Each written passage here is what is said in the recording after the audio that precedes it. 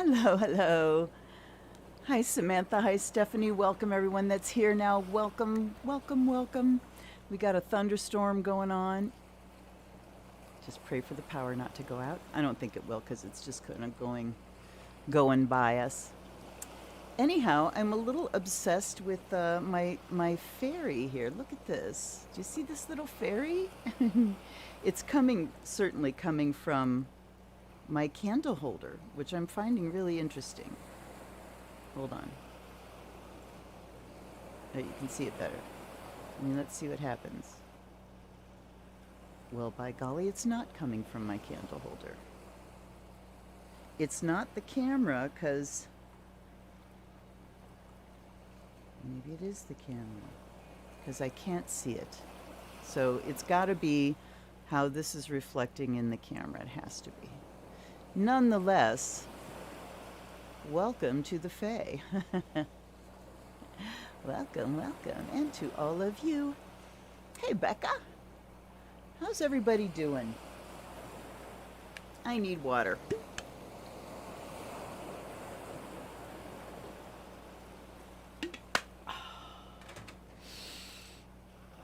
Last minute, I went and put some of my patchouli oil and my lotus oil, patchouli oil for the way, way, way down, and lotus oil for the way, way, way up on my throat and my heart chakra and my third eye.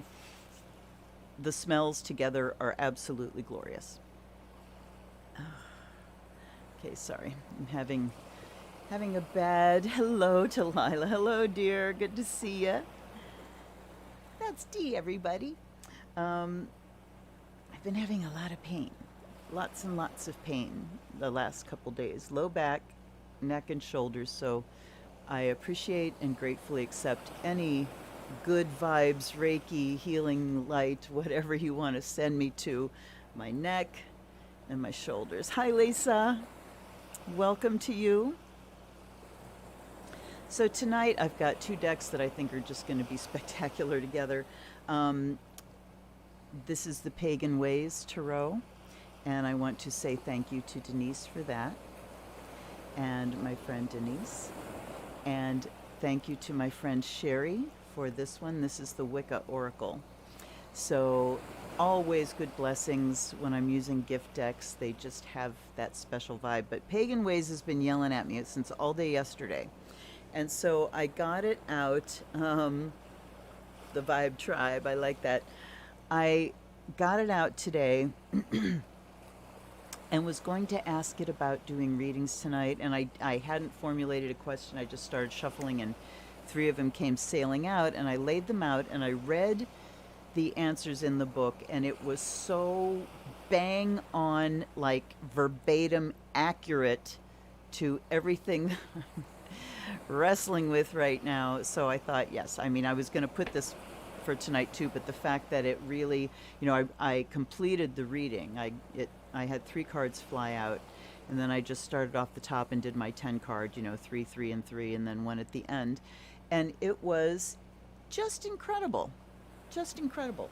So tonight, my intention, and we know how this goes, my intention is to do one from each and to actually read the book meaning for the Pagan Ways, because it rang my bell so well that I'm thinking it might ring yours too. And then we'll see, maybe we have to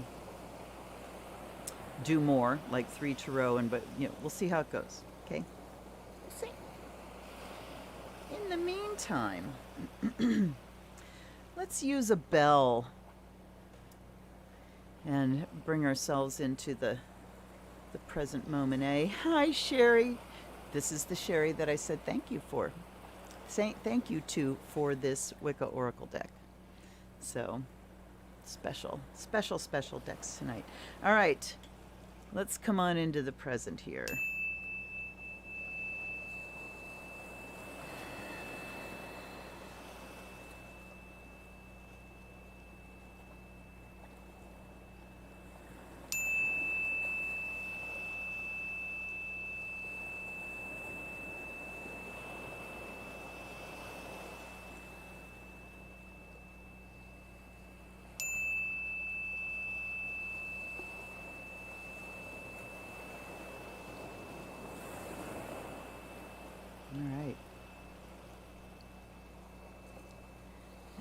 Let's have a little bit of a smoke cleanse.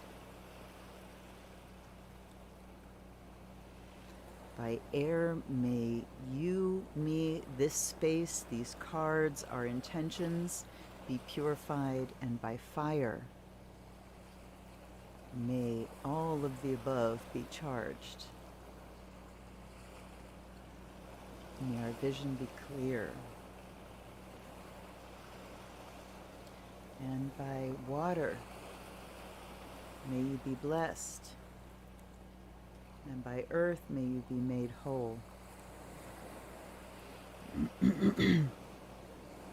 Collectively, let's reach out to spirit, to allies and ancestors, guides and guardians.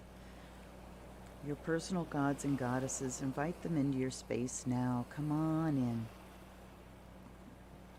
I always feel funny when I invite them in because they're always here, and I know it. But I thank you for being here. Ingrid Lloyd. Rayakata Saman, Jessica, thank you for being here. Sarah, Kieran, Master Sculptor himself. Thank you, thank you, thank you, thank you for being with me all the time and help me to open my mind and deliver messages that are helpful to you. I want to give you guys value, you know? I do. Seeing dancing orbs tonight, I'm telling you. All right, well, like I said, there's that one right there that's dancing. And I mean, see, if I cover, it's coming from how the flame is reflecting into the camera, but I'm loving that I have this beautiful little purple fairy dancing in front of me. And the other day, over the weekend, my daughter went on a hike and sent us a picture of the most incredible looking tiny, tiny little bug. They're called woolly aphids. Woolly aphid. They're tiny, and if you see them close up, they look like frickin' fairies. They've got these little purple and blue frillies. They're just amazing. So look them up, woolly aphid.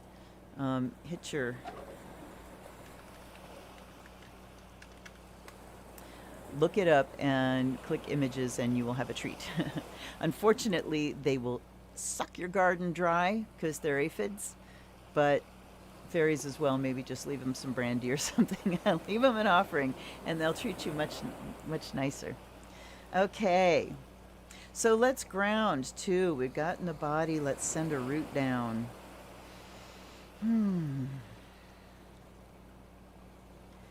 Into the earth, just feeling the vibration of the earth itself, and I'm feeling upset. I am feeling some upset. Things are changing. Things are in flux, not just with the earth, but with the sun. And I want to apologize for upsetting anyone last week, talking about solar events, solar weather, the potential for the grid to go down and satellites to get knocked out and things like that. I truly do not mean to upset you. And if you don't ever think about what would I do if the power went out for a while, then congratulations on your great health. And but I have members, not under this roof, but I have members of my family who, if the power goes out for an extended period of time, it's going to have a serious impact on their life, and even to the risk of health. So we must think about these things, you know, because we live in this electrically connected, technologically connected world, and it hasn't always been that way. And the good news is that it's entirely survivable without electricity, but you need to think about what that would look like where you are, and think about the what was it, 16 years ago or something? No, it was like 18 years ago. Yeah. The East Coast blackout, which I caused, by the way. I don't know if you know that. But I'll tell you the story. Why not? I will tell you the story now. It was a hot summer day like this. My kids were up in Michigan at their grandmother's and their aunt's house. And, of course, that was a rare thing. And And my poor daughter, anytime she would try things like that, disasters would happen. At any rate, I forgot to turn my air conditioner off before I dried my hair, and I blew our breaker. So I hollered down to my husband. He turned the breaker back on. Power came up. Power went back down. Power came up again. Power went back down and was gone. And I remember hearing in the days after that they had said it originated to someplace in Northeast Ohio. So it's my fault, everybody. But, you know, think about that. However long the power was out, if you were in that blackout, however long the power was out, ours was only, it wasn't even a day. I think by that evening we had our power back on, but my town was out. But up at my sister's, I think they were out for like a week, and they were near Detroit. And it affected, you know, their toilets didn't work. So I just want you to care for yourself in this way, all right? In the way of preparing. And if you don't want to, if you don't want to think about those things, that is absolutely your prerogative. Off you go. All right, let's look at what's going to be happening tonight. And Pagan Ways are already yelling at me to do 3 for a general. And then we'll do our dice too. And while you're waiting, hit that like button, please, and thank you. I have my air conditioner, and I've got the fan shooting it down the hall, and I've got another little fan pointing at me.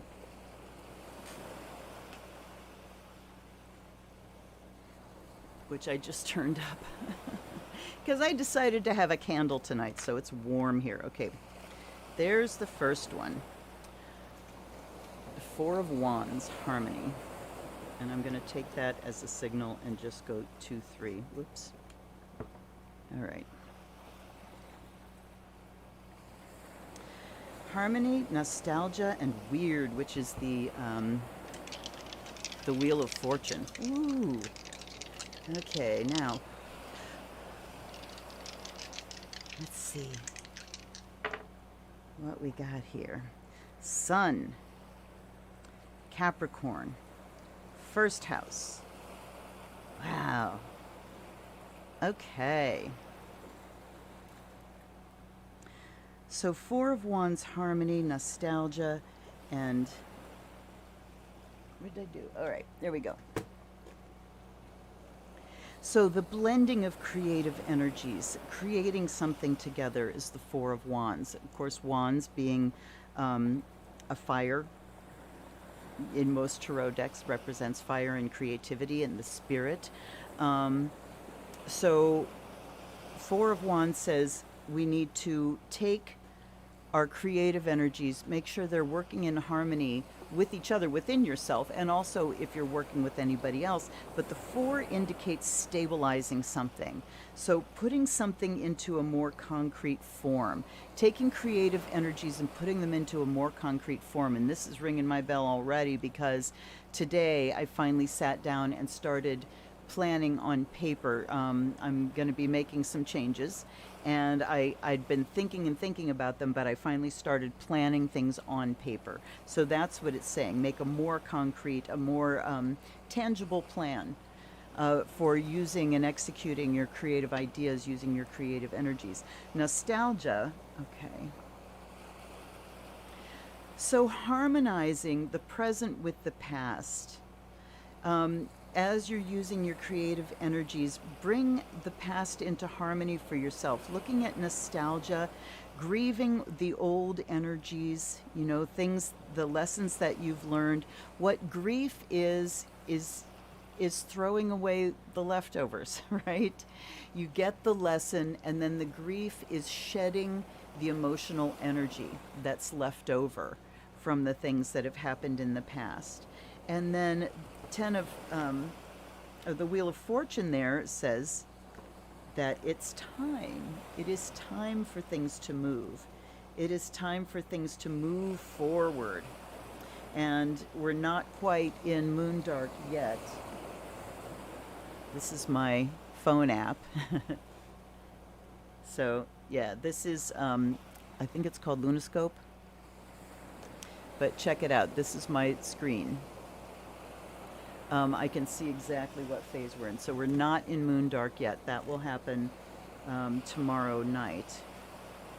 Okay. So, harmony. 4 is the number of stability, and this card indicates a period of completion and steadiness with hard work paying off, festivities, and happiness. It can indicate the celebration of a marriage or engagement, the birth of a child, a birthday, or seasonal event. It is one of the most positive cards in the Tarot, so enjoy it because you've earned it. That's excellent. I've never really heard that card characterized as like one of the most positive in the Tarot. Why wouldn't it? I mean, it's usually referred to as the marriage card. And you know what? I did not offer. I did not yet offer. There. All right. And then the second one is the Six of Cups.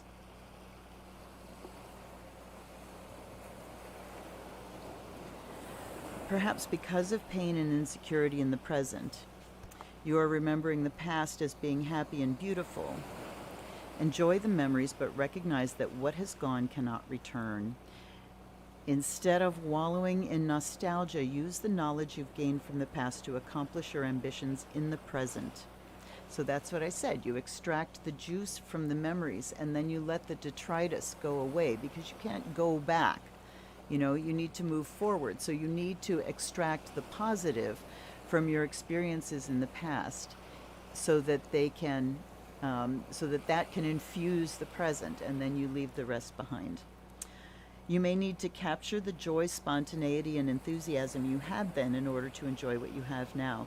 The card also indicates that you could be visiting old haunts, or that an old friend or lover comes back into your life. The past cannot be recaptured, but a new and different relationship is possible. Okay, hold on. I turned it up and it was too much. There. All right, now. Weird.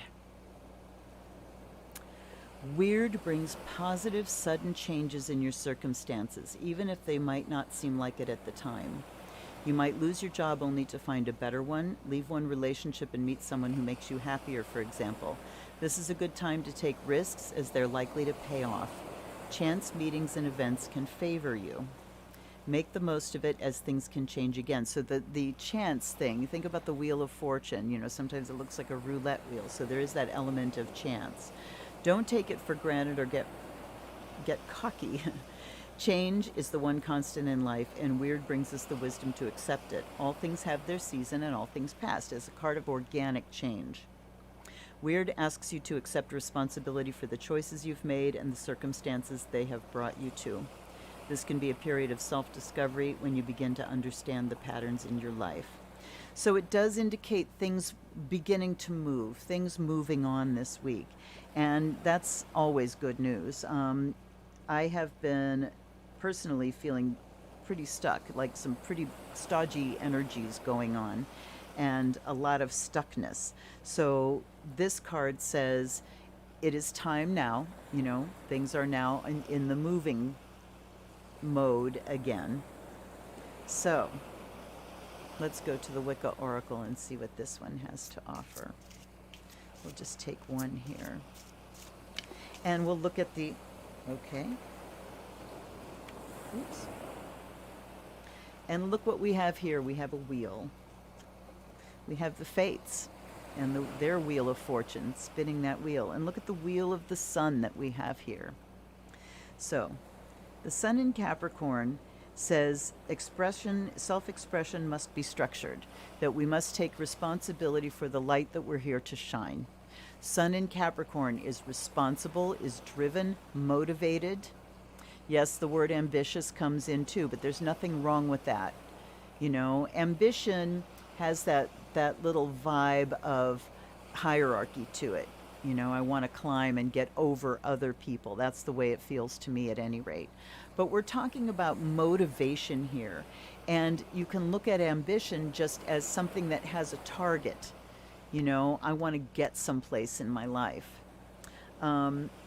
And sun, of course, is your identity, your personal expression. So we take responsibility for our personal expression, for the quality of the light that we're shining into the world. We structure our creativity. What do we have to offer that needs to be structured?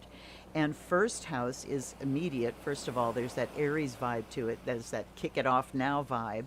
But first house deals with the physical body, all right? Who you are physically. So the sun is who you are inside. The ascendant or the first house is who you are outside. And this is talking about bringing the inside and the outside into congruency, looking at how, because Capricorn is ruled by Saturn and does bring limitation and restriction, looking at how our self-expression might be limited depending on our physical abilities. And boy, have I been dealing with this. This is why I'm thinking on paper and looking at how I'm going to restructure things, because if I don't live in awareness of my limitations, then it's far too easy for myself to for me to overextend myself and then have to rework and feel like a failure and all that kind of fun stuff that comes with it. So how does your physical body put structure around your creative expression? Sometimes the structure is, I have this dancer's body and it is my vehicle, and I work within the strength of my body and all my capabilities to express my creativity that way. Sometimes it's just, our bodies have conditions and things that we deal with. If you've got shitty knees, you're not going to be a dancer, right? So look at how your physical body, the reality and the structure of your physical body has structured your creativity along the line. And then make sure that what you're planning takes that into consideration. So what are we dealing with here? We're dealing with reality. We're dealing with the harsh reality of the, the health of our physical body, the capabilities of our physical body, and how that structures the expression of our creativity and our individuality. Okay, so let's take a look at these ladies, at the fates. I mean, they spin. One of them spins the thread, one of them measures it, one of it cuts it off. It's talking about the span of a lifetime. So it's saying now that the fates are active, so there's a lot of karma going on. I mean, there's always a lot of karma going on. What a bullshit statement that was. That right now, look at how the thread of your life is being spun out. And do you think of the length of your life? That all really depends on how old you are. When you get to be around my age, there's a lot of thinking about the length of your life and what things are going to look like. So there are larger forces at work in the present situation. Fighting against what seems inevitable is not constructive now. You're being guided towards your truest and highest purpose, which may not be revealed until a later date. Go with the flow. Go with the flow, and also understand that with whatever limitations you're dealing with right now, that's also part of the flow. That's where you are on this turn of the wheel. And know that the wheel continues to turn. And if you're in restriction right now, if you're in severe limitation as far as your physical body and even as far as your physical resources, that wheel is still turning. It's showing up here and here. Everything is connected. The wheel is turning. We can still express ourselves within restriction. In fact, I think creative expression really gets to its highest level when it does have restrictions on it, because then we get really creative. If it's all carte blanche, we can just kind of throw energies around willy-nilly. But when there are limitations and things to push against, we can really reach a high expression, of what it means to be human, of, the human experience, all that kind of stuff. All right. Ooh, these cards are easy. Let's get it going.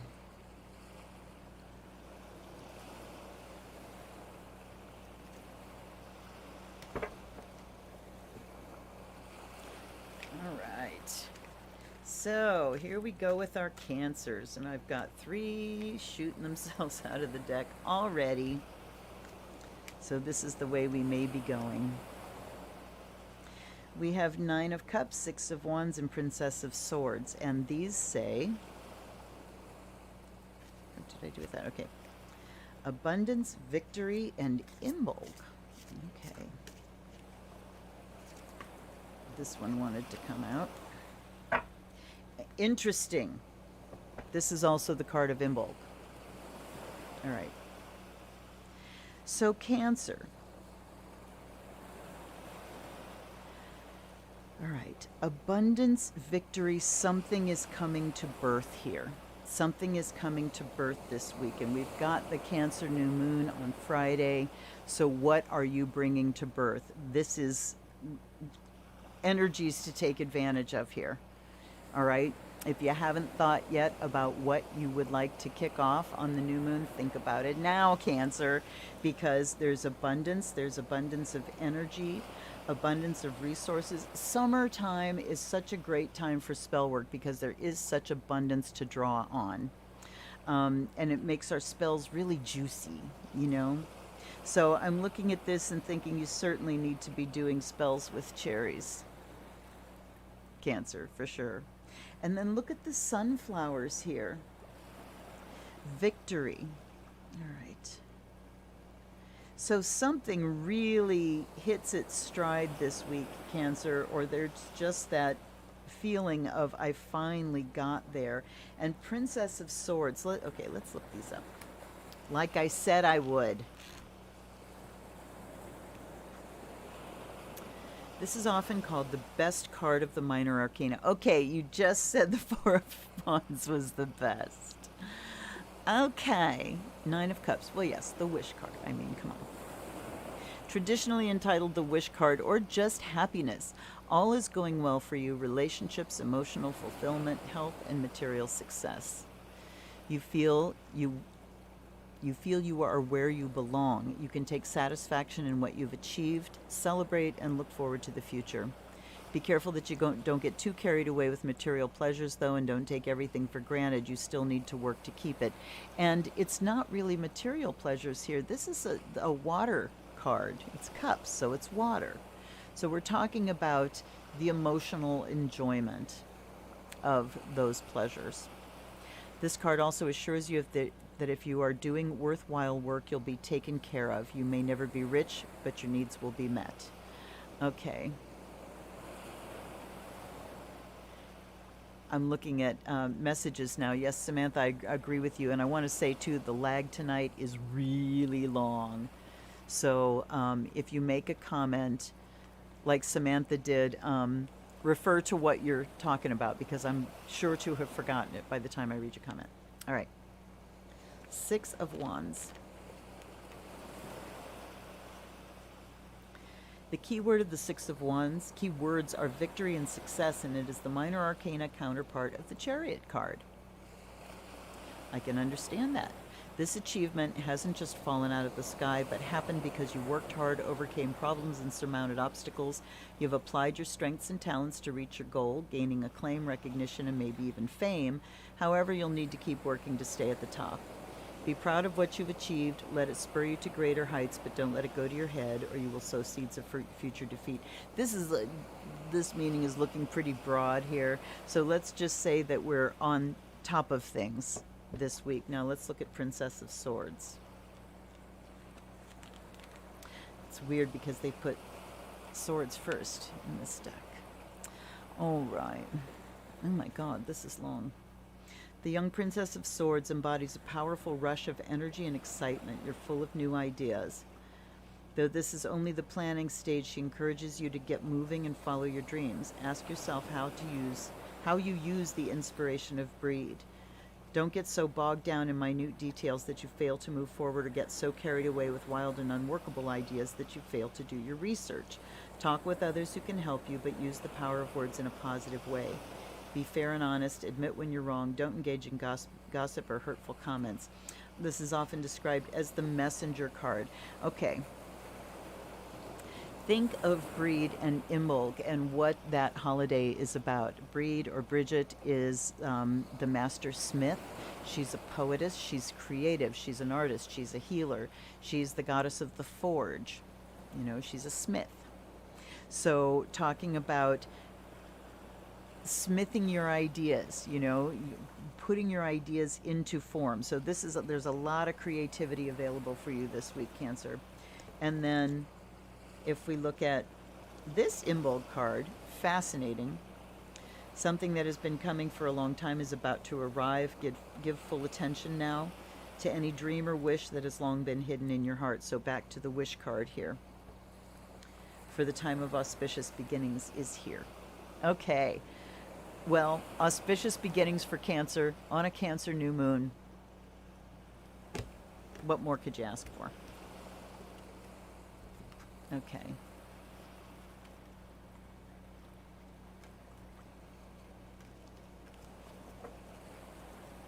Yep, absolutely.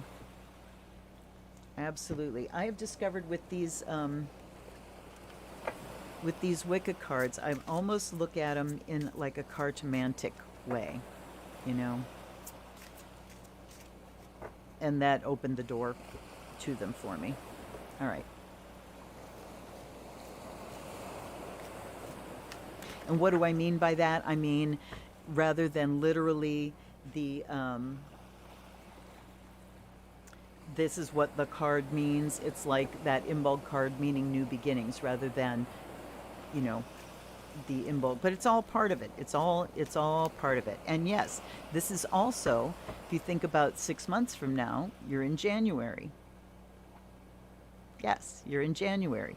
So yes, this is the 6 month thing, and you can work your spells to you know, in that half year context that I'm kicking this off, see how it plays out in 6 months.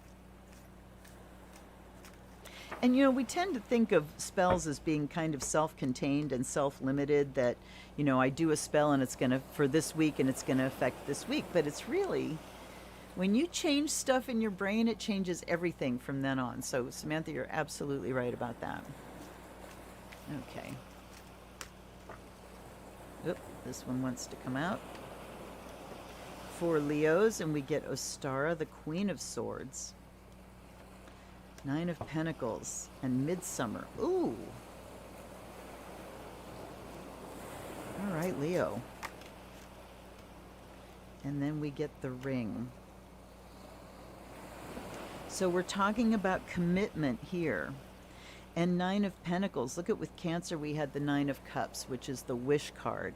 9 of Pentacles is sort of like the material wish card, the physical wish card. It talks about having the things that you need.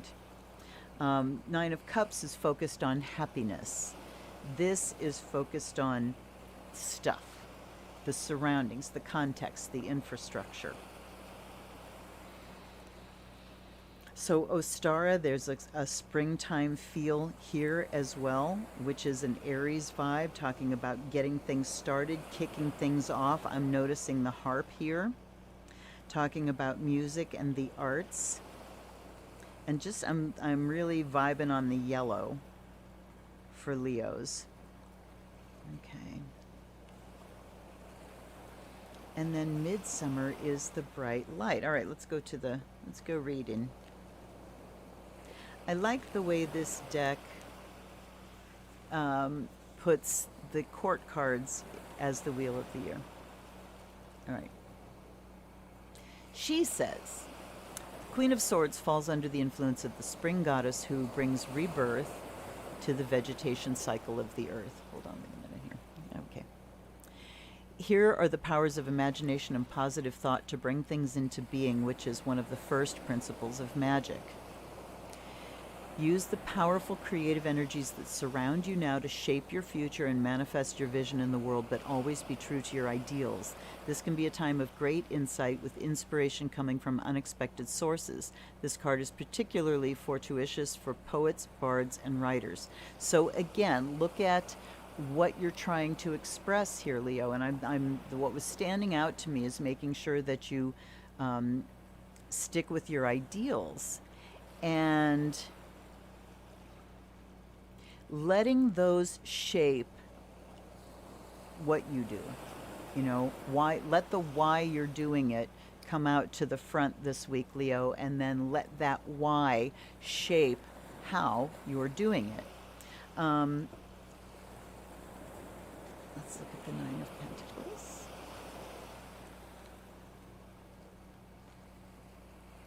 Nine of Pentacles is an auspicious card and always brings reassurance in a reading. Everything is flourishing, including your finances, health, and relationships. You have worked hard and made many sacrifices for your success and independence, but now you can afford to relax and enjoy yourself more. Take pleasure in the fruits of your labors and the finer things of life. Have some fun. Well, hopefully, Leo, that means that financially things are going to land this week for you. Because that would be incredibly helpful. All right, Queen of Wands is one of the most positive cards in the deck. How many most positive cards in the deck have we hit so far? I love it. And heralds a bright, fertile phase in your life. This is because your creative powers are in full flood. Now could be the time when you create your masterpiece, whatever form this takes. You feel self-assured and optimistic, know exactly where you're going, and feel strong enough to get there. Whatever obstacles lie in your way, you will deal with them. Well, that is very reassuring for me this week. I do feel like I'm emerging from something, and it's been kind of heavy, but that is very good news. And then we will look at Ring. Make sure your word of honor is trustworthy and hold others to that high standard as well. Here's coming back to the Queen of Swords, talking about keeping your ideals out front and letting them structure how you go about things. Honesty is at the root of all worthwhile relationships. If you want to be able to depend on others, be sure that you're dependable yourself. Okay, so standards need to be high this week, Leo. And it seems like the message here is just to kind of relax and let things unfold, because Nine of Pentacles is, Pentacles, it's receptive, right? Just let the abundance be there. Enjoy, relax, be with people. The fact that two queens show up here says also that it might be a week for having some fun with other people as well. All right. Hi, Sheila. Welcome, darling. Slap that like button, everybody. So what are some of the changes I'm going to make? I'm going to change the name of my channel. It's been bothering me for a while. First of all, there's a hell of a lot of Zen witches out there. But second of all, it's feeling appropriative to me. Zen is an actual religion, even though the word with the small z is, you know, in our vocabulary these days. It's probably in Webster's as a regular old word. But it's feeling, you know, the Buddhism I talk about is mostly Tibetan, and it's just feeling appropriative. So I'm going to change that. And good. I mean, I'm telling you, this deck is really talking, right, Becca? So I thought I'm just going to let it speak for itself tonight, because, yeah. Okay. So anyway, changing the name, changing my offerings so that, and structuring the month so that it's, you know, very easily accomplishable.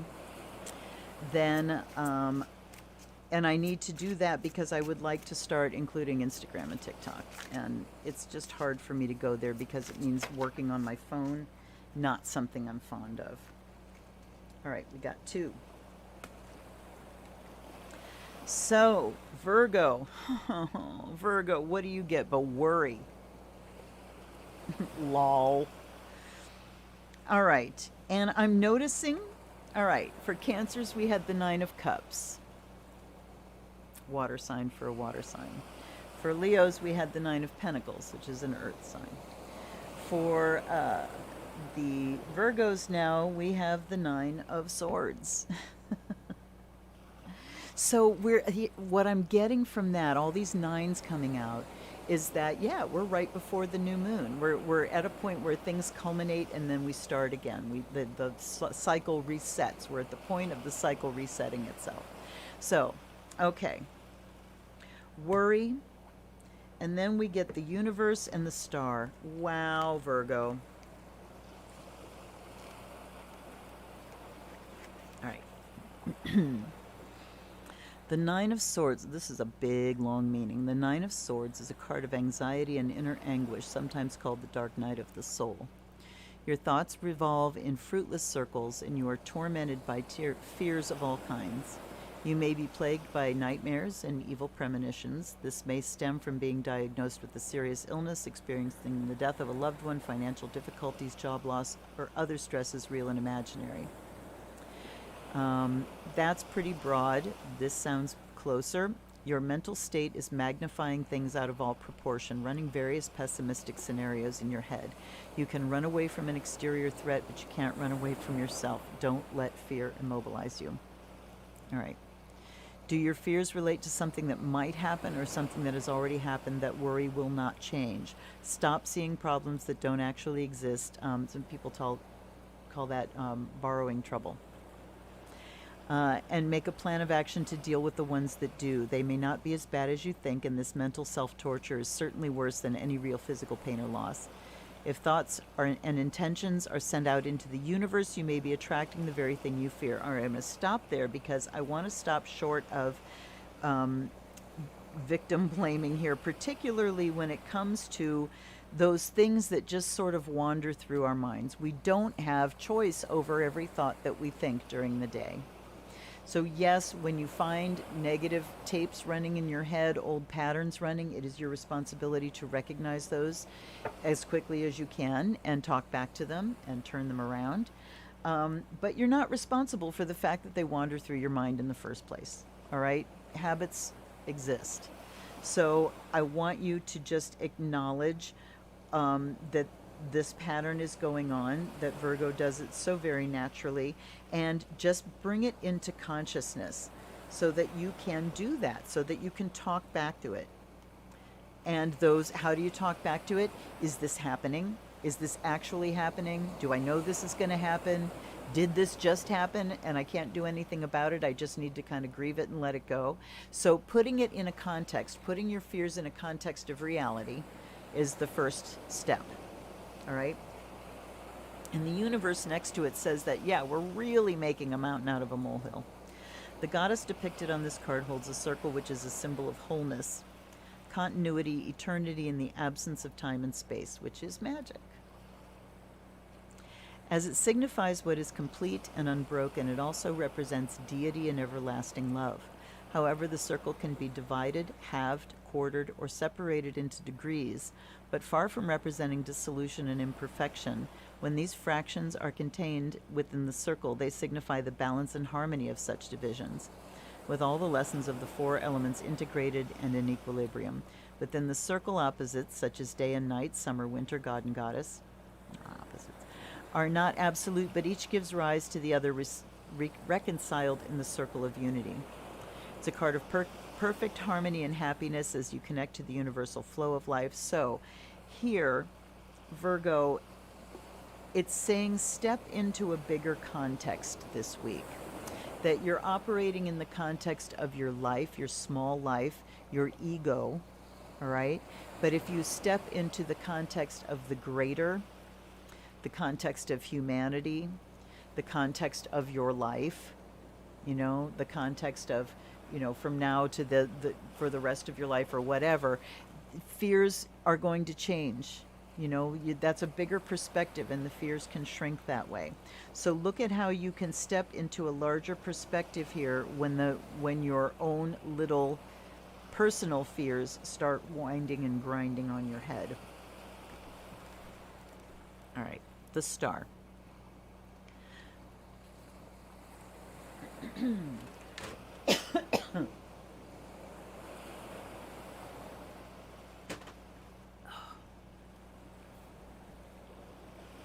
The lightning strike of the tower has ripped through all remaining illusions. Now the star appears as a guiding light, illuminating a pathway to higher consciousness and the ecstasy of spirit. The star brings hope. It's a card of liberation and freedom, symbolized by the nakedness of the goddess, that shows she has nothing to hide. Her renewing waters wash away all bitterness and pretense. You have been through emotional storms, but the star brings you release and the promise of healing. Though any change will not be immediate, have faith and courage that it will come. You are on a spiritual journey of transformation, and this is a message of blessing from the universe. Both other cards on either side of the universe card mentioned the universe, capital U, in their meanings. Spiritual energy and creativity flow as you feel connected to the earth and the gods, and in consequence you may develop gifts of healing and clairvoyance or meet your spirit guides. Any work in the creative arts will be exceptional during this period.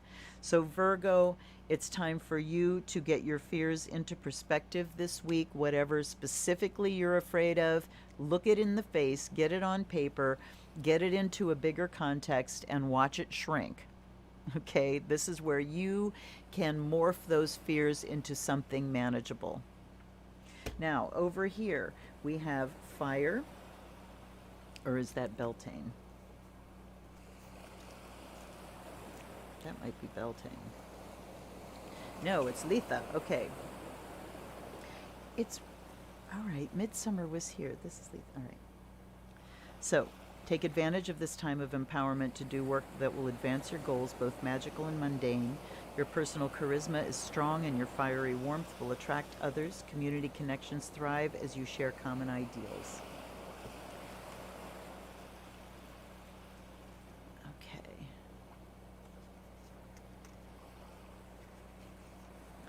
And then this is Kettle.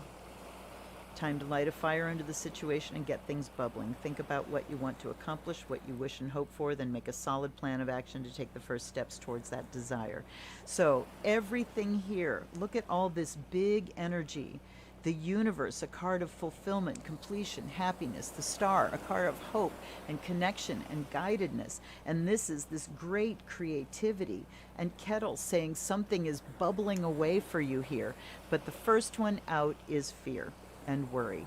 So Virgo, that is your job this week, to really take the reins of that wild horse called fear and again get it into a bigger context, look things in the face, because it's once you get that out of the way, there's a lot of good energies available to you this week.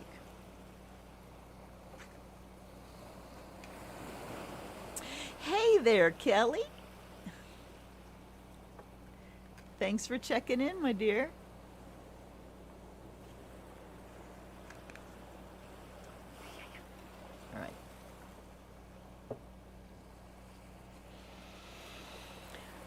Where are we at? Libra.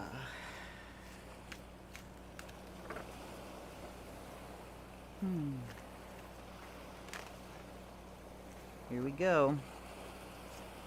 We got the universe out again.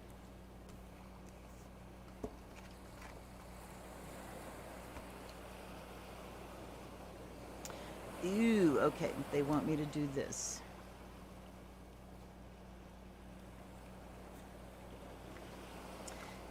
Fascinating. We have the universe, we have Four of Swords, which is truce, and then we have death. Yikes!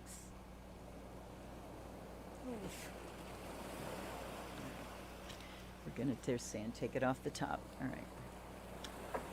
Oh, I can't see. It's all gray over here. Okay.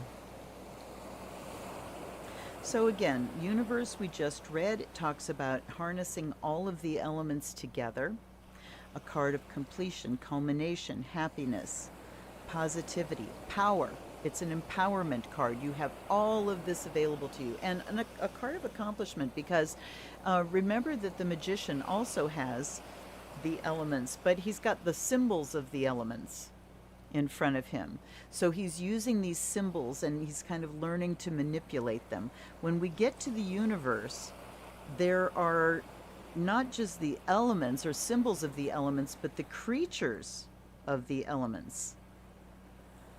You know, the bull, the lion, the eagle, and the angel, the symbols of the 4 fixed signs. So these are the creatures of the elements. So it's talking about you being in a place of having embodied these elements now. So you have accomplished, and that power is just part of you. You don't have to manipulate it out here because it's in here. That's what the universe is saying for you, Libra. Recognizing that. And then we've got death on this side. All right, let me go read.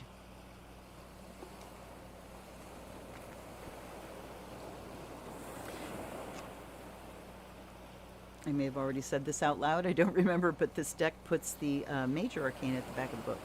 Interesting. All right.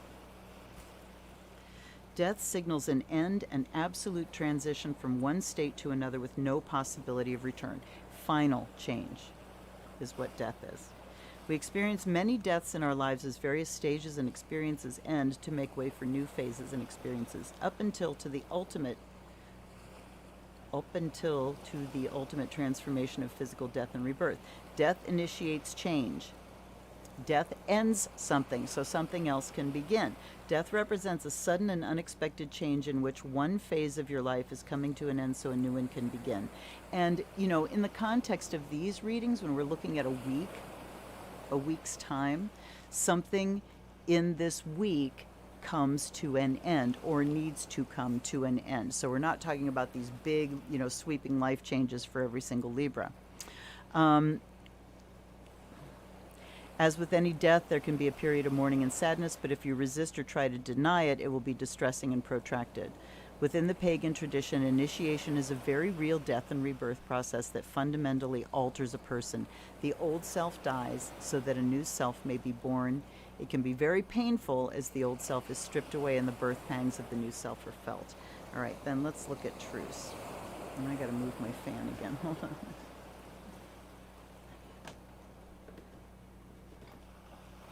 You see these old lady problems?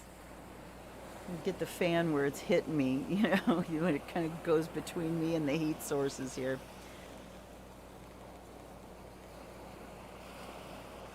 Okay.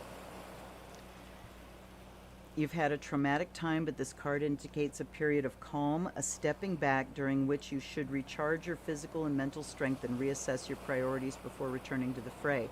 Whether this card relates to illness, or work stress, quarrels, or relationship breakdown, you need this breathing space. So don't try to fill it with activity or make any important decisions at this time. This card comes as a warning that should not be ignored. So what we've got here, look at this completion, and then we've got the death card. So something kind of comes to completion, and what it feels like to me, Libra, is just this sense of I'm done. Gosh, I'm done with that. Whether it's a way of thinking, you know, maybe you've had a relationship with someone for a while that is just toxic, or parts of it are toxic, and you finally come to the realization of, you know, I'm just not doing that anymore. So then the death card comes in, but truce in the middle says there's a break this week, Libra. So you might, maybe this past week, something has finally come to the culmination point in a big, big way. And now it's like, okay, I'm going to just take a time out here. And then come the end of the week, it's like, all right, and now we make it officially end. 27, the fox over here says, yeah, there's something,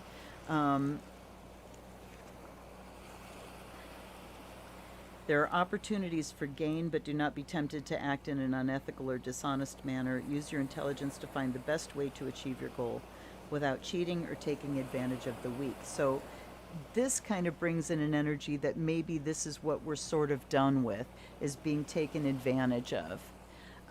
Is a way of life, maybe in a job or just habits or things that you've been taught, where it's like just not quite dealing on the up and up with things, and you're done. I'm not going to function like that anymore. So whether this is personal, whether it's in the context of a job, it's time for something to be done here. All right.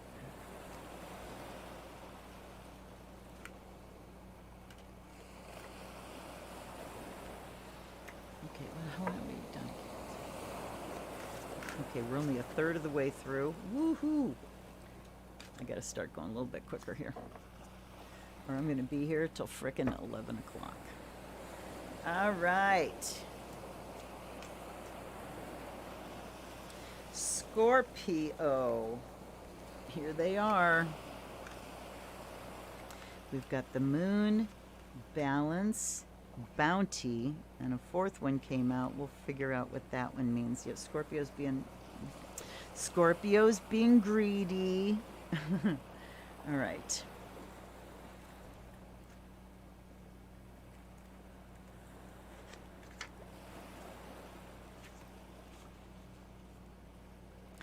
On the path of initiation, the moon speaks of knowledge attained through divine madness and inspiration from the unconscious. But the moon is a mirror that reflects back your inner world, and it can be a distorting one. The power of imagination can be used creatively, or it can terrorize you with fear. The moon can give you many gifts such as art, inspiration, spiritual insight, intuition, psychic skills, and visions. But she can also trap you with illusion, fantasy, self-deception, and madness. The gifts of the sun and moon, logic and imagination, conscious and unconscious, must be used in balance. Balance, okay.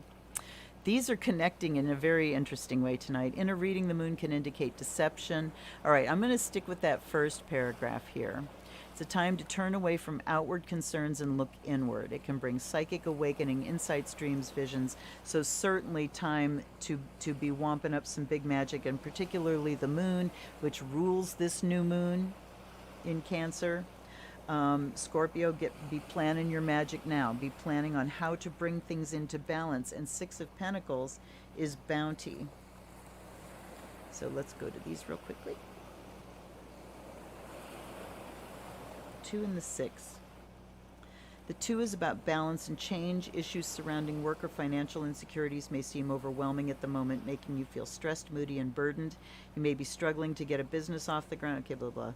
Opposing interests are suggested, so you may be trying to balance your workload against family commitments, the long-term view against day-to-day affairs, juggling 2 jobs, or trying to decide between 2 careers. Sit down and decide what your priorities are and how you can find balance.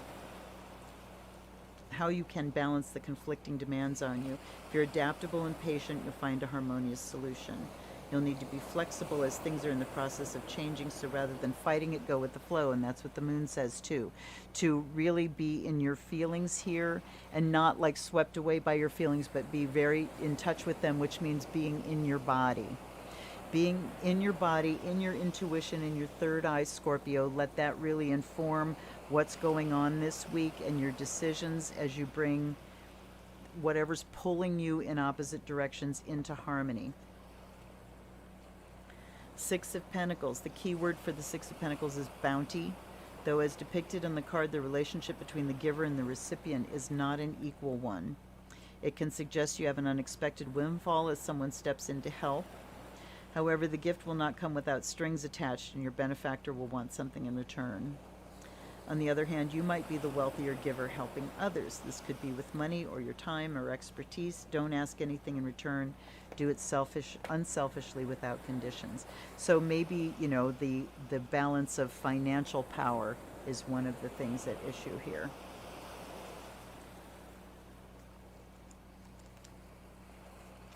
Athame, freshening winds of awareness are blowing through your mind. Time to cut away what no longer serves you. Open yourself to new ideas. And this one, ritual mask, some part of yourself that you may be repressing wants to be set free.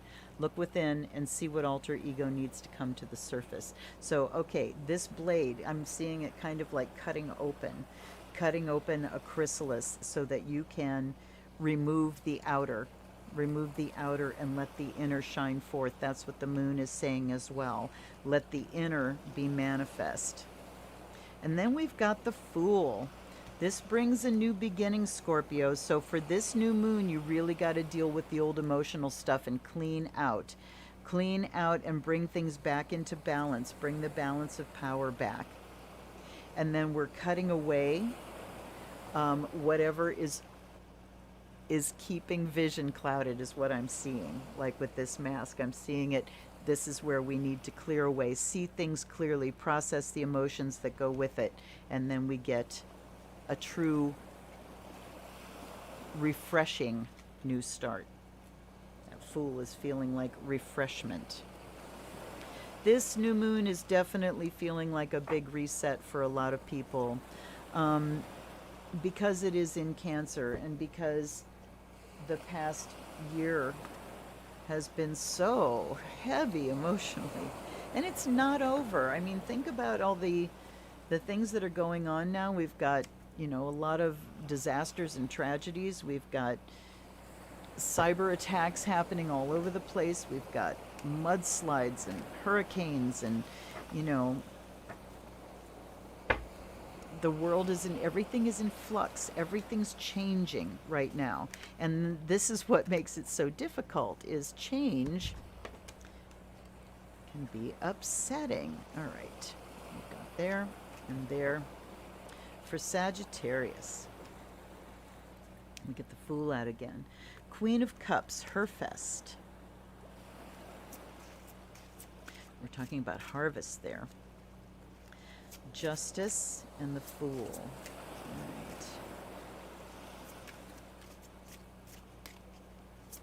Right. I just heard the truth shall set you free. Sagittarius, you don't have much trouble telling the truth. In fact, you have trouble telling it gently. And we've got that mask coming out again. But he's the one I'm really focused on. All right, Queen of Cups. Let's look at her fest.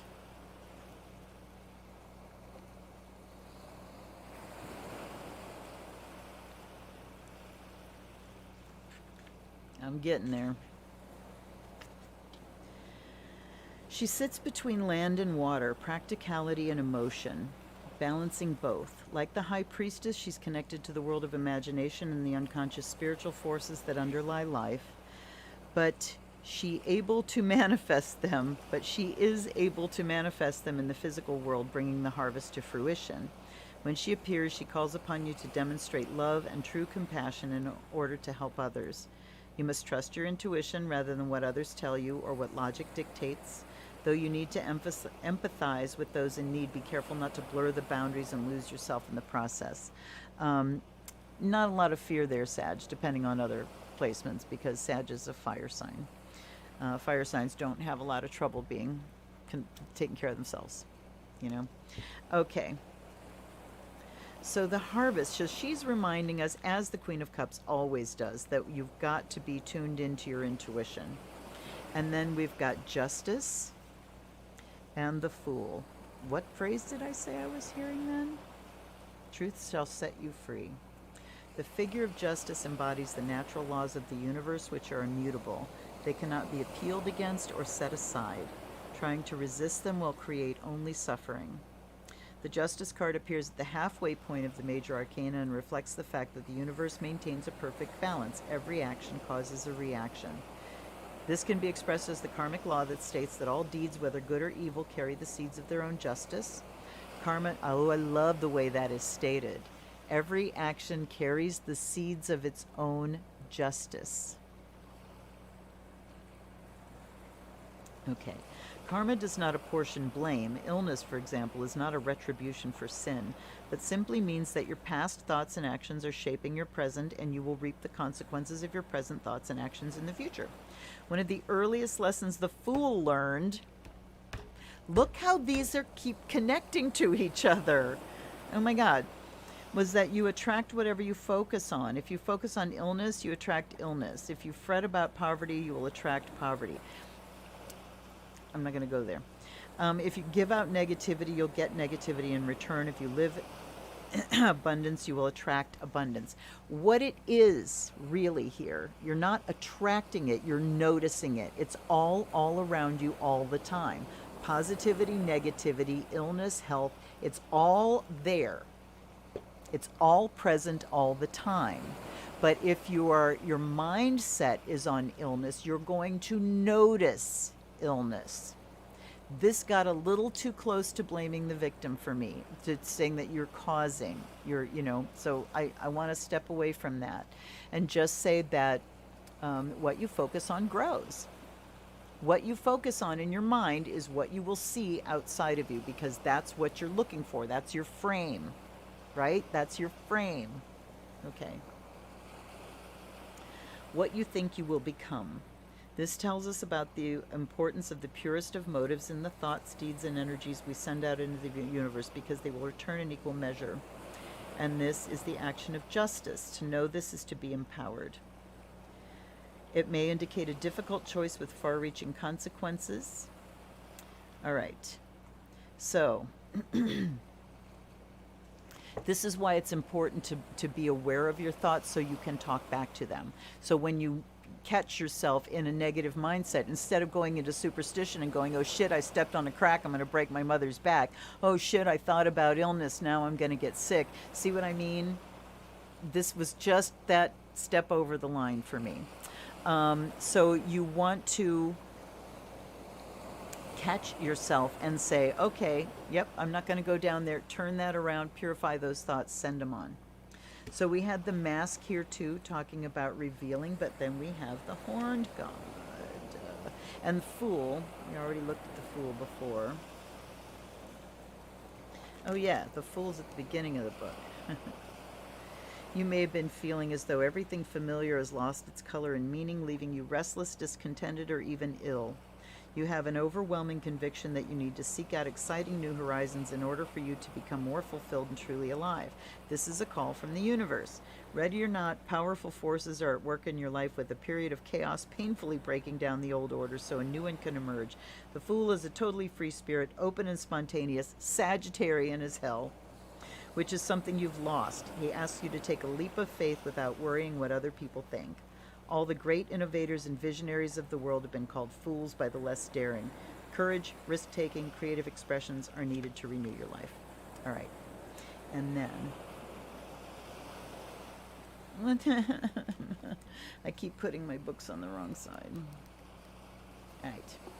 Take command of the situation with beneficence and confidence. If leadership is offered to you, accept it with humility and without false modesty. Take care to respect those who look to you for protection. Okay, so there's that protective energy here. So, here, Sagittarius, relying on your intuition to tell you the truth so that you can set yourself free, so that you can bring things into balance, make decisions that free you up. And here it talks about bringing your protective energy in, but also exercising kind of the God energy of, that kind of creative potency, getting something going there. All right.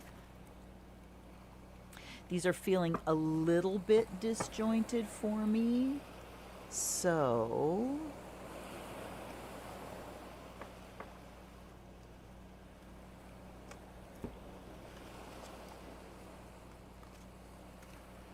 I'm going to take...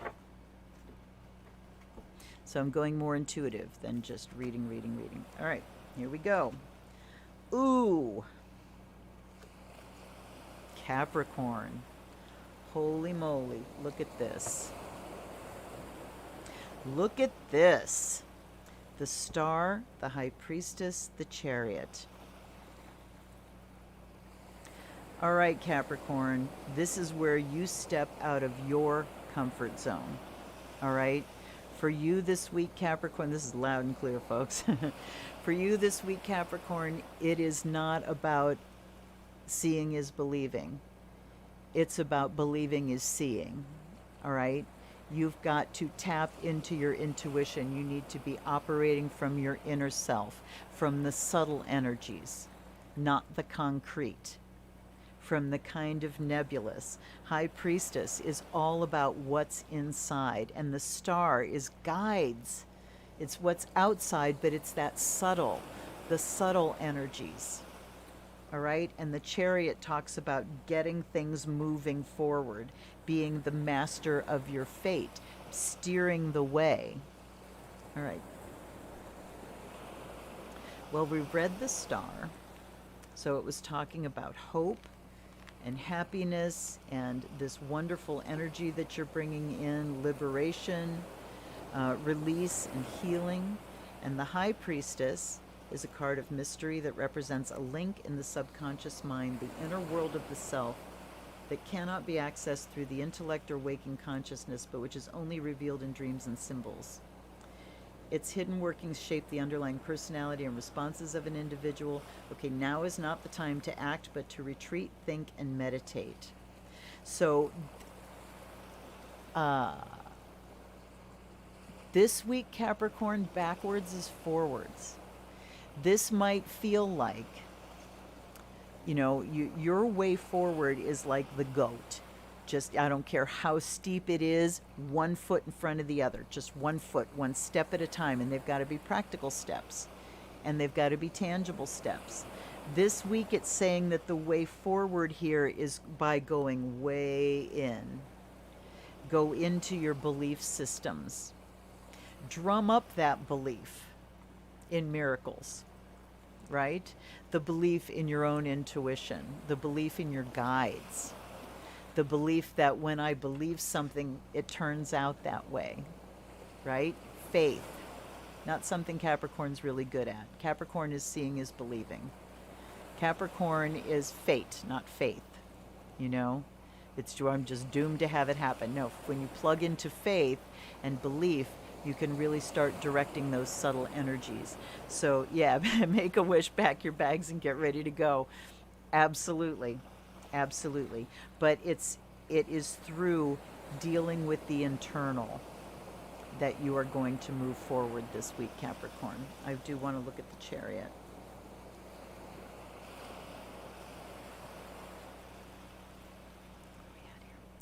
Okay, the Chariot in this card represents the vehicle that you drive through this mortal life. So here's your physical body.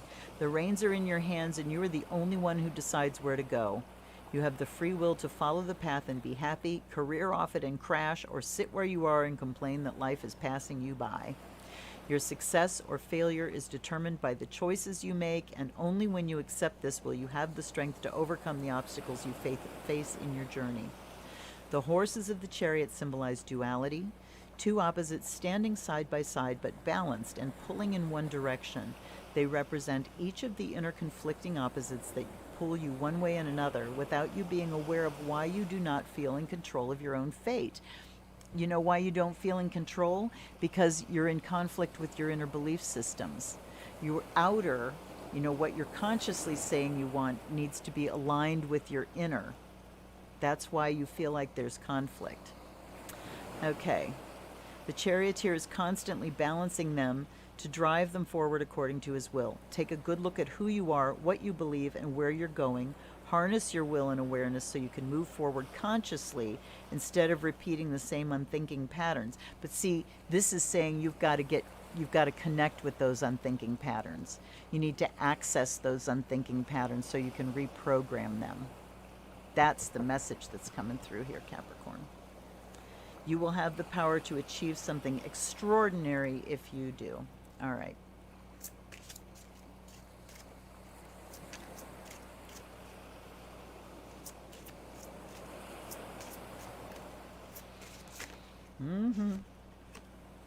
All right, we've got the kettle here. Time to light a fire under it as well. So it's saying when you okay, what I'm getting is like house cleaning, Capricorn, that you need to spend time in your ritual rather than here's the goal I'm driving for. Just spend your ritual going internal, looking at what's in there, cleaning out the emotional stuff, connecting with the inspiration, connecting with healing energies, connecting with deep wisdom. And then once we clean out the old stuff and access and connect with that deep well, then we get a fire lit under us, we take off and get moving, and the motivation really comes in. Right. Like I said, backward is forward. Your inside is out, and your outside is in. Your outside is in, and your inside is out, so come on. All right, Aquarius. Ooh, here we go. All right, 1, 2, 3. Okay, to be fair, this one flipped itself upside down. Aquarius, 5 of Cups is loss.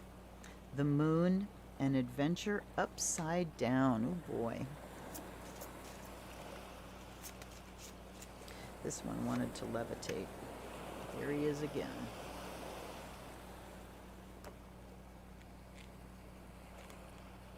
All right. The 5 of Cups shows that you are obsessing over a loss and refusing to move on. Though the card shows a woman mourning a death, this can also be a failed relationship, a disappointment, or regret. Your pain is real and raw, but if you're not careful, you risk cutting yourself off from the life and people you still have, which are shown by the upright cups that remain. Hold on to this pain and it will damage you mentally and physically and risk destroying your relationships with friends and family. To move on, you need to forgive fate, another person, or even yourself. Forgive fate. Accidents happen. Shit happens. Okay? Whatever it is that you've lost here, Aquarius, it's time to grieve it and move it through. The moon here says you can dig deep. And your new moon ritual is about accessing that deep emotional current.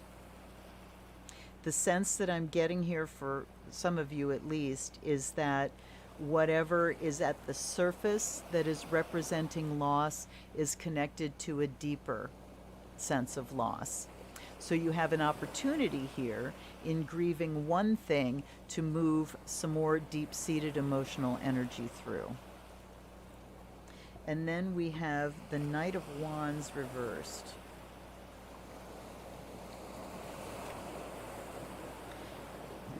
And the word here is adventure.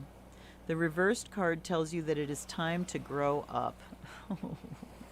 There is more to life than having a good time, and you may be living beyond your means, surrounded by insincere hangers-on, in it for what they can get out of you. Or is your attitude to work immature? Have you talked yourself into a job you can't actually do, or are you trying to start a business without any proper foundations? Perhaps you just get bored easily and never finish anything you start. I'm going to make my son listen to this. The Knight of Wands reversed, and my daughter too, who is an Aquarius moon. The Knight of Wands reversed may represent you or a person in your life. He has all the negative qualities of fire, so is impatient, arrogant, immature, and argumentative. He acts without thinking of the consequences, leaving trouble in his wake wherever he goes. If you're hoping he will commit to a relationship, he won't. He is far too selfish. Okay, so we could have some big relationship stuff going on here. But we've got to grieve this loss, and we've got to see what deeper pattern it's representing this week, Aquarius, all right? So that you can let it go. And stop the kicking and screaming. Stop the, this isn't fair. That's kind of the immaturity that they can be talking about there too. As far as stand up and take your medicine. This is life. You know, get used to it. Or decide and change it. All right? Now let's look at here. Lunasa. In the cycle of life, there must be an offering for blessings bestowed. It is not enough simply to expect to receive. You must also give back. You may need to sacrifice one plan or dream in order to bring another to fruition. Okay, so let's look at the loss that you're grieving here, Aquarius, and say, okay, if this is to go, I offer it willingly. I offer up this relationship, this whatever it is. I offer this loss up willingly, and I await the benefits. So you can make offerings of things that you're being forced to relinquish, things that you're, illusions that you're losing. You can make these into offerings to Spirit. And the gift that you get is, I just lost a bunch of illusions. My vision is clear. There's the gift. So look at what you can offer up this week, Aquarius. Stop feeling sorry for, or it's not really feeling sorry for yourself. It's just kicking and screaming against things that happen, right? And then look at how you can turn it around, how you can make an offering of the old patterns that you are becoming aware of and grieving. Make an offering of the pain that you went through, right? And then it transforms. Okay. Hey, slap that like button if you're watching. S'il vous plaît et merci. Right. Pisces. Ooh, ooh, ooh, ooh, ooh. All right. We're going to take these and drop them in my lap for Pisces. There's Justice, there's Foundation, and there's Yule. Okay. 3 of Wands.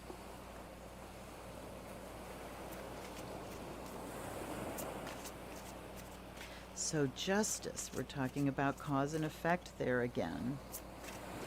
Pisces, looking at cause and effect, looking at the patterns of your life, looking at how you've spun that wheel.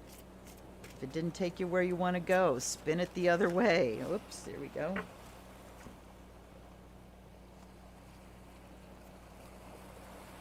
And we got the Broom. All right, 3 of Wands. This is a card of growth, progress, and enthusiasm. Thanks to good planning and determination, you are starting to get results. Still, you are considering expanding your horizons with new ventures in business, creativity, study, travel, or moving to a new place. Grasp opportunities when they present themselves, and success will follow. You're capable of dealing with any problems that may arise, but don't be afraid to ask for advice and assistance. However, take care not to neglect day-to-day details in your eagerness for something new.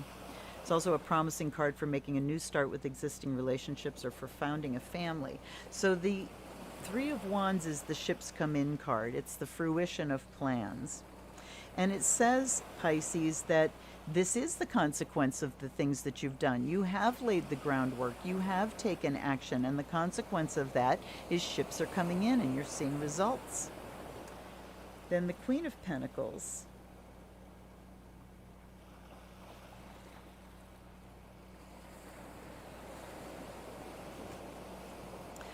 Is the wise woman of the earth who allows the life force to flow through her in order to teach, nurture, and sustain with compassion.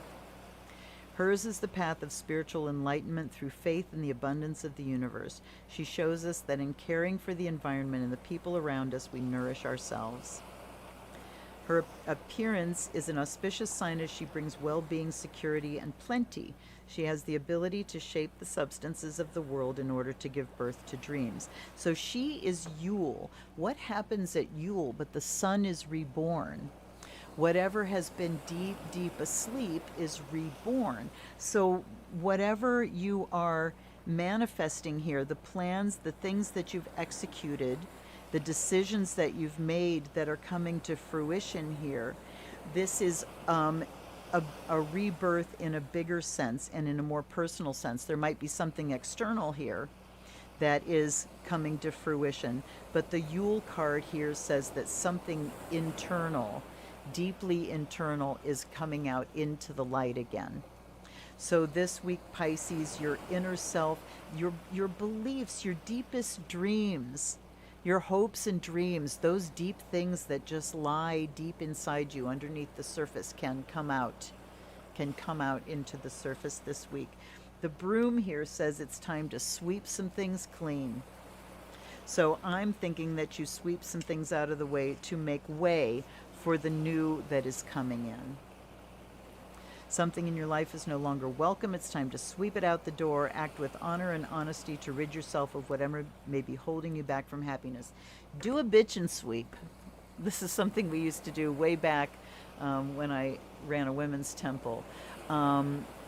we would have our circle, and whatever burdens we were carrying, this is before we went into actual ritual, but it's like whatever's on your mind, whatever is preying on you, whatever you're worried about, whatever you don't need to bring into the circle with you, bitch it into the center of the circle, and everybody would just bitch, god damn it, you guys, blah, blah, blah, blah, blah. Bitch it into the center of the circle, and then somebody would take the broom and sweep it out the door. And we would all watch if there was any pieces that got left behind. Oh, you missed a bit over there. Sweep it all out the door. So it's a great thing that you can do, you know, on a daily basis even. There was a thing that we used to do at Mother Drum called a burden basket, and I got the idea from the Sacred Path cards. Is my charcoal gone already? Holy crap, I'm gonna light another one. But the Sacred Path cards talks about a First Nations tradition where outside of someone's living space, they would put a basket. And when you went to visit, you left your burdens in that basket because it was extremely rude to bring your shit into somebody else's dwelling.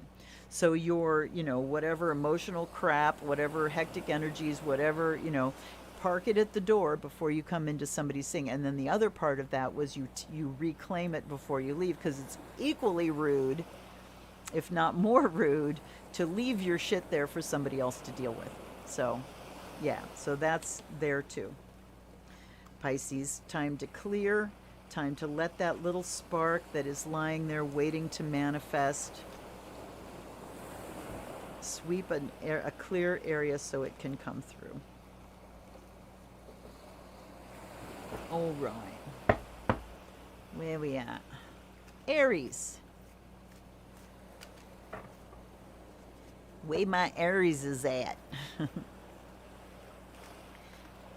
And you know, I always forget at the beginning. I figure, you know, for some reason I have this idea in my head that the same people are here every week, and it's because it's the same people that engage. But there are other people here that never tell me that they're here, and I don't know who they are.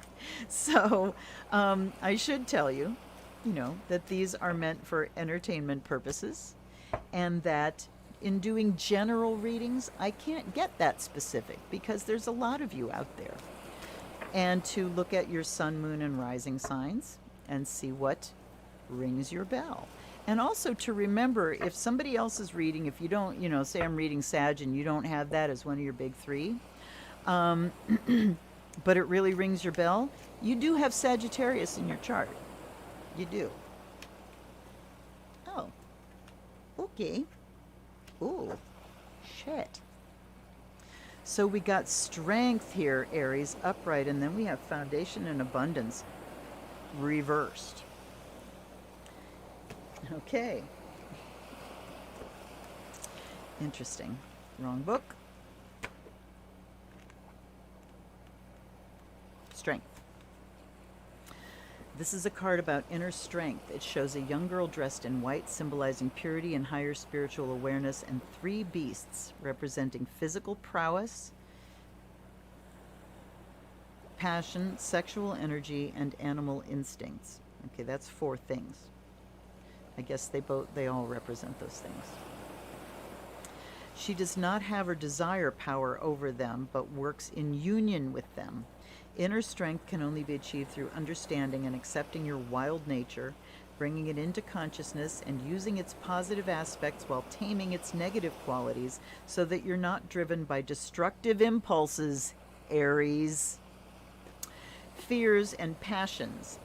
Peace, inner strength, and happiness can only come from within. They do not depend on external circumstances, wealth, or a perfect body. Your body will age, grow ill, and die, but your spirit will not. There will always be a conscious part of you that is not old, not ill, and not progressing towards death. That is a really, really important message. The appearance of this card cautions you to beware of your instinctive reactions to a situation. Now is not the time to act in anger, Aries. You will regret it. Don't doubt yourself. Draw on the deep strength that lies within you to keep going and see a task to its end successfully. Results may not be immediate, but the situation will improve. Eventually, you'll be rewarded for your efforts. Okay, Aries, count to 10. That's your advice this week. Count to 10 and breathe the entire time. Okay? Now, let's look at Three of Wands reversed.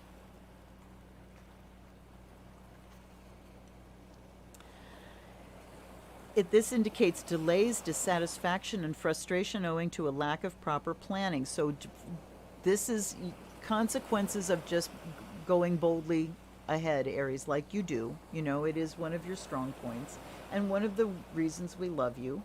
But this week, it's causing you problems. So we've let the cart get ahead of the horse, and not happy with the way things are playing out. We're frustrated, but it's because you move too fast. So back up a little bit, use the strength card, keep yourself in control, breathe, get through the frustration, and then let's look at Nine of Cups reversed. You're beginning to doubt yourself and get depressed about the situation. Don't refuse help through misguided pride. Okay? Those are strong messages there, Aries. And this is the Nine of Cups. You're disappointed that everything you wished for in life has not materialized. Perhaps you missed chances or spent too much time satisfying transitory desires such as casual sex parties, drugs, alcohol, or food. Perhaps your low self-esteem has allowed others to take advantage of you. This marks the end of a cycle. It is never too late to change. Meditate on the nature of abundance.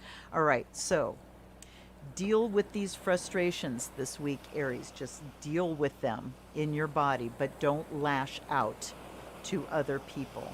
I want to look at the last message there again.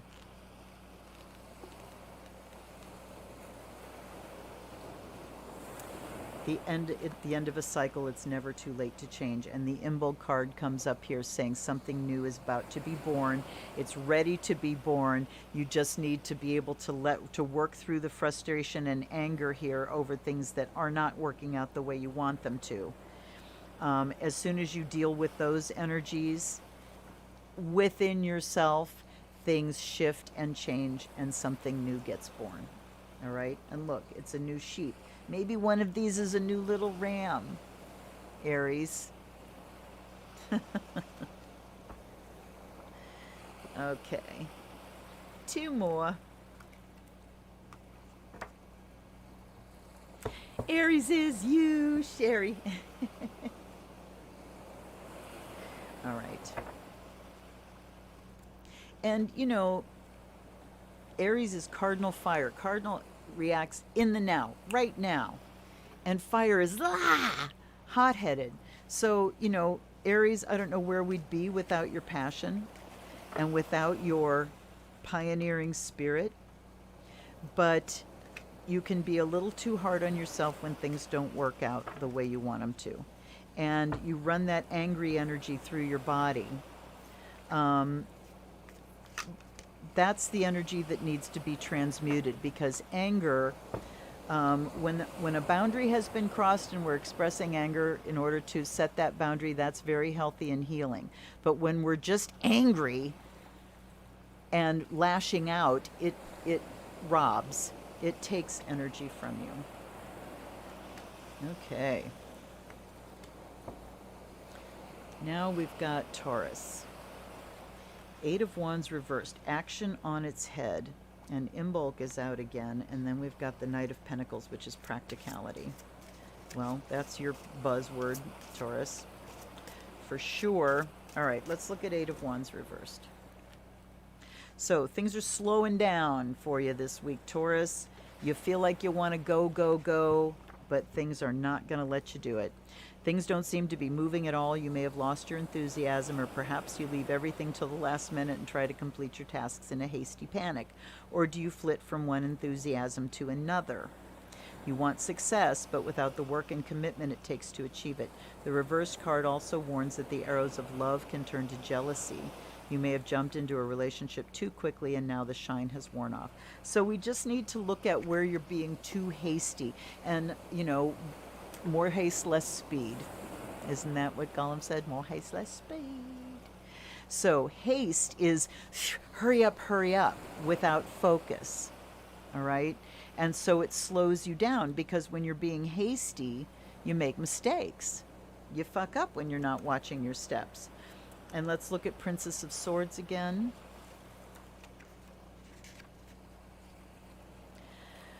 So, okay. A powerful rush of energy and excitement. You're full of new ideas. It's a planning stage.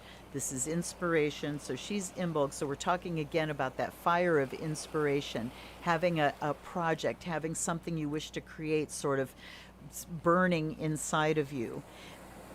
Eight of Wands here is saying don't jump on it too fast. You need to let it play, or what do I want to say? You need to let it materialize in your mind. You need to really get the details of it before you go to launch it, because Knight of Pentacles is practicality here. So again, we need to take whatever this rush of enthusiasm is and harness it. It's time to harness the enthusiasm rather than rushing into it. Knight of Pentacles tells you you'll be able to find a practical solution to all your problems. It may be that you have to step forward and take charge of a situation or project. Be methodical with your tasks and look after all the details. Now is not the time to follow risky strategies, but stick with your usual tried and tested methods. You're reliable and prepared to work hard to get the job done. You're something of a perfectionist, but this is no bad thing at the moment. Progress is slow, but steady and sure. You may seek help from another person, perhaps at work or home. You can be assured they will meet your high expectations. Okay, so slow down, be practical, harness that inspiration, harness it. How can I, okay, remember the sun in Capricorn? How can I build a fence around this or put a shape or a form around it so that it, how do I put the ground under its feet so it has something to launch from? Are you getting me? Are you getting me? All right, that one wants to come. Look at that. 4, which is the wand. The wand says, the wand is a torch. You have the ability to accomplish any task if you bring the power of your will to bear upon it. Creative solutions are at your fingertips. Seize the moment, make it work for you. All magic is at your command if you believe. So, again, planning, practicality, but that, you know, you certainly feel this rush. You certainly feel this rush of inspiration, but you're at risk this week of just letting it sweep you away into more dreams and not practical action. All right, so practical steps, great rush of creativity. This one, the wand, echoes this 8 of Wands here. All right. Who was that, Taurus? Laid back, not a crazy angry one. Well, anger isn't necessarily crazy. It's just you've got to not let it sweep you away. Okay. Taurus, Gemini. And this is our last one.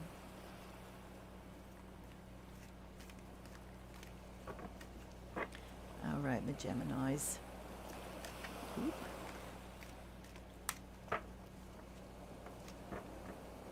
I hit these with a little bit of fanning powder today. Whoa, there we go. All right, that came upside down. Justice out again. Justice was our only repeat tonight, I think. I think we had Princess of Swords a couple of times, but Justice by far was the repeat, our pattern tonight. All right, 4 of Swords reversed. Indicates an enforced seclusion rather than a voluntary one. This may be exclusion from a social group you were once part of, the end of a relationship, an illness, or even imprisonment. I wouldn't go that far, but you know what? I'm reading for a whole bunch of people, so. All right. So, think of Four of Swords upright. It usually shows that effigy on a grave and can talk about retreat, rest, like this says truce. So this is saying that this retreat is sort of something imposed from the outside, that you might be feeling on the outside of a group, or that the truce is something not of your choosing. All right, Ace of Cups.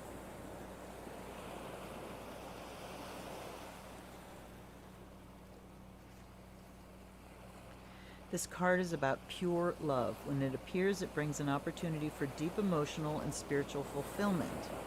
You're surrounded by love, but like water, love is an emotion that flows, and it can be blocked by negative feelings. You must open yourself to the power of love by forgiving and letting go of past hurts. That's this. Allowing fear, grief, sadness, and hatred to trickle away from your heart, and love, healing, abundance, and spiritual connection will pour in. The power of the Ace of Cups will bring healing of the body, mind, and spirit, deepening your connection to the divine and the plentiful flow of life. So, whatever here is been kind of on your mind, of feeling pushed out of a group, feeling not supported, feeling like I didn't get a choice about this. You pushed me out, I didn't get a choice. You pushed me away, I didn't get a choice. Maybe the pushing away was something this person was dealing with that had nothing whatsoever to do with you. The Ace of Cups here is saying it's time to look at the situation with the eyes of love, especially if it was a long time ago. But even now, just bringing unconditional love to the situation here can help you to see and understand and not take personally something that might not have been personal at all. And then it says things come back into balance, the Justice card here. So weighing your heart, I'm looking at this feather on the scale here, and it's like Mat, you know, Mat in the Egyptian pantheon, who weighs your heart against a feather when you die. And if your heart is heavier than that feather, you don't get in to the happy place. So it's saying whatever's weighing heavily on your heart here, Gemini, time to really bring some love to the situation. And I'm feeling like we can turn this truce around and heal a relationship this week. There's the potential there. And you know what it requires. First of all, it requires tapping into love. Second of all, it requires being willing to listen, and there's commitment to it. This says that there's commitment here. And I'm looking at the Ace of Cups and this kind of offering of a heart. But this does say that there's a commitment, there's a bond that is worth saving, that is worth working on, that is worth nurturing, that is worth loving, is what I'm getting here. Okay, I want to read that 20 card. Make sure your word of honor is trustworthy. Hold others to that high standard. Honesty is at the root of all worthwhile relationships. If you want to be able to depend on others, be sure you're dependable yourself. And be sure that you're honest. You know, in communicating about something, be honest with the other person, and then shut up and listen, Gemini. Listen, let the other person tell you their truth without thinking about how is this about me, you know? Just really focusing on them. And the Ace of Cups says you will be able to connect at a heart level, that love can carry you through, and that bond that you share is worth working on at this time. Aight. How we all doing? Huh? How are y'all? All right. Let's do an end reading here. Oh, so many things, so many things. Let's go back to my usual unboxing question. Let's go back to some more Fire of Azrael, because Yum, yum, yum.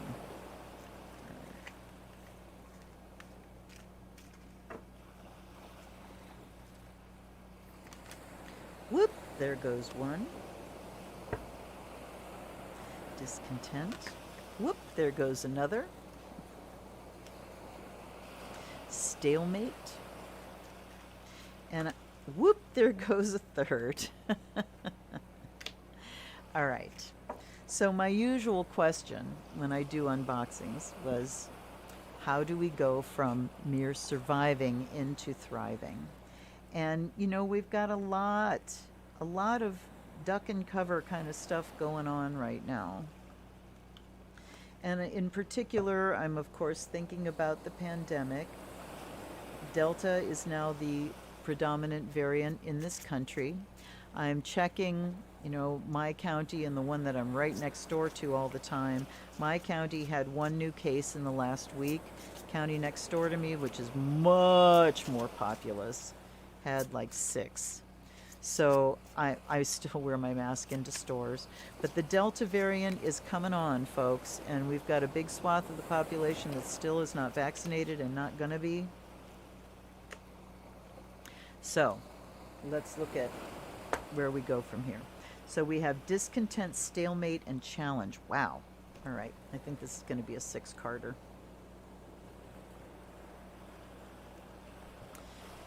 Discontent.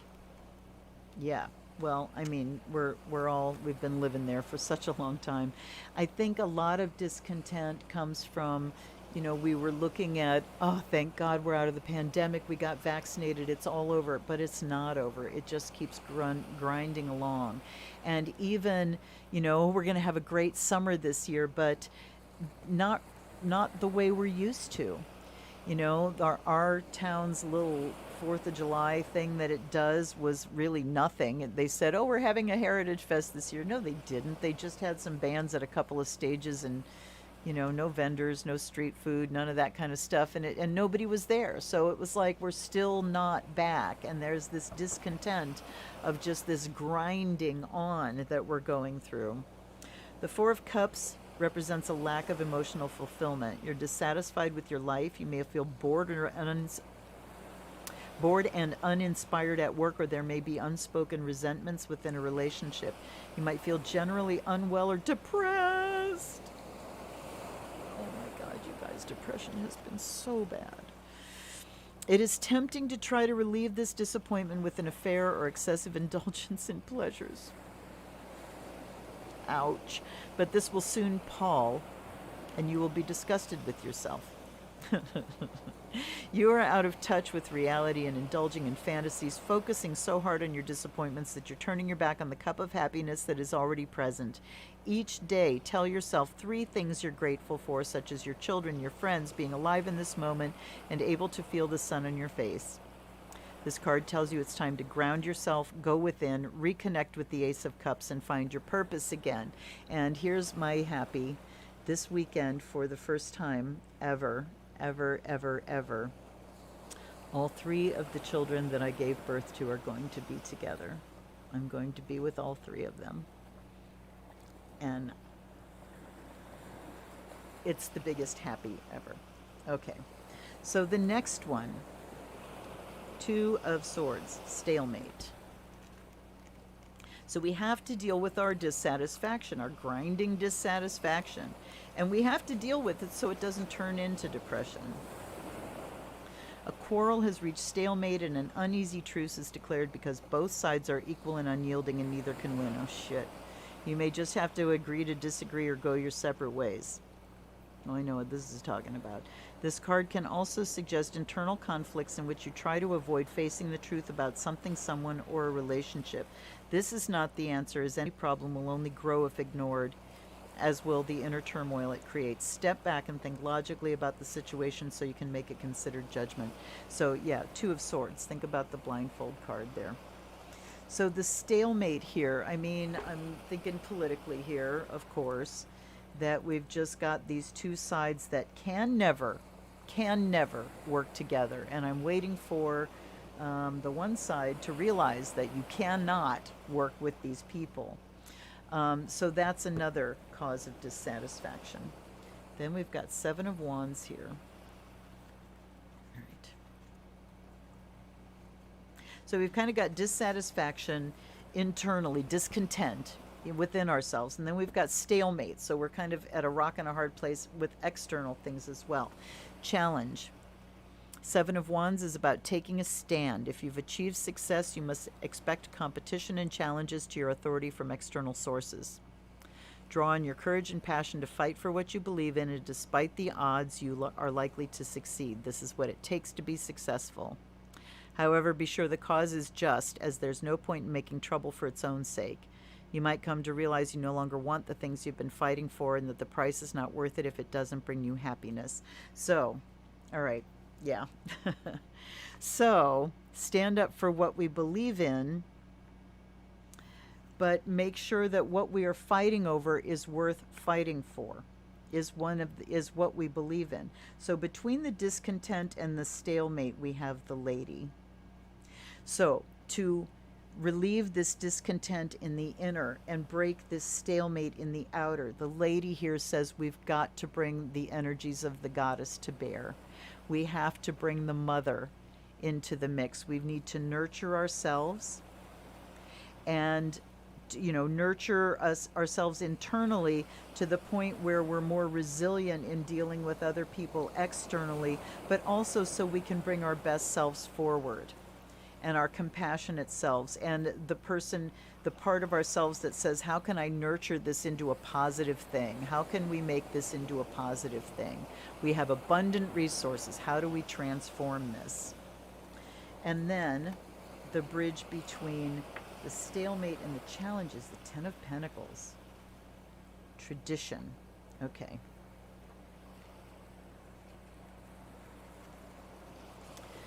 The Lady is Mother Nature and reminds you you are a child of the earth. She's the creative power within us all.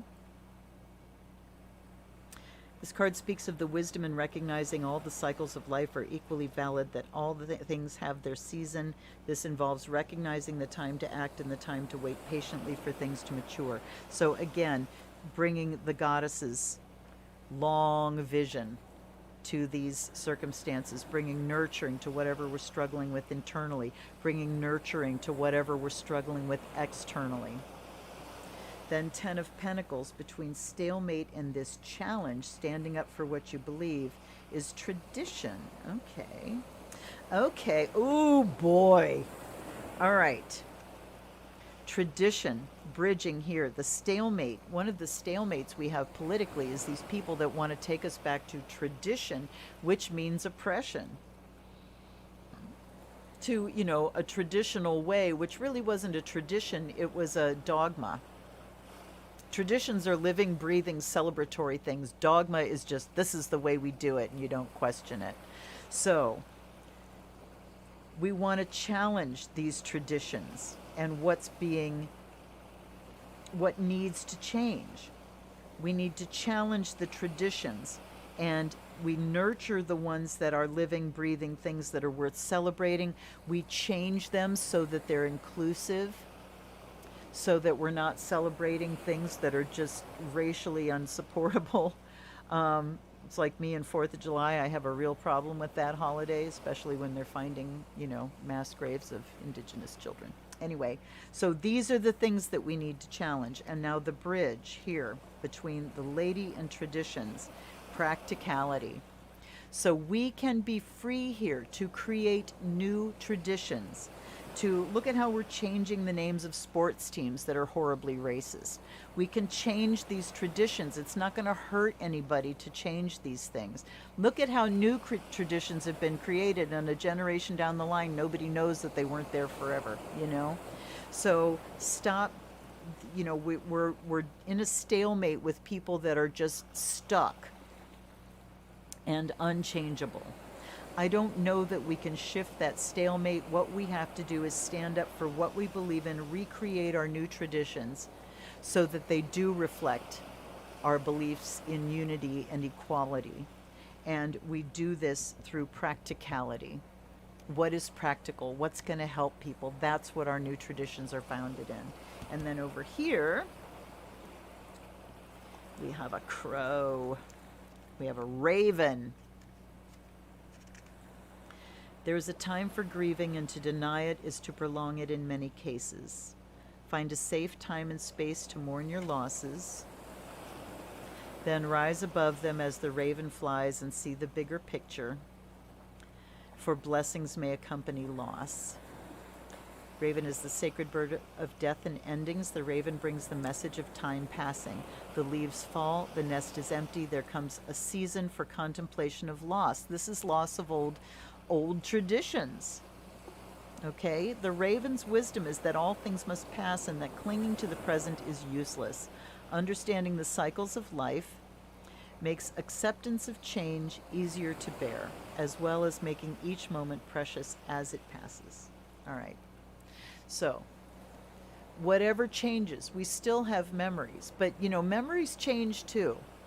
And as we move forward, it's like when I think back of some of the jokes that were told in my family back in the 60s and 70s, racist as fuck. And now I look back and it's like, oh, cringy. It's cringy and awful, and it's not funny anymore. So my memory of those jokes and telling those jokes has changed because my value system has changed. So that's what we're talking about here, is it's time to let some things go and to grieve those things, and to, again, going back to the beginning here, take the juice out of those memories. Take the juice out of them and let the leftovers go away. All right. I think that's it, y'all. I think that's it.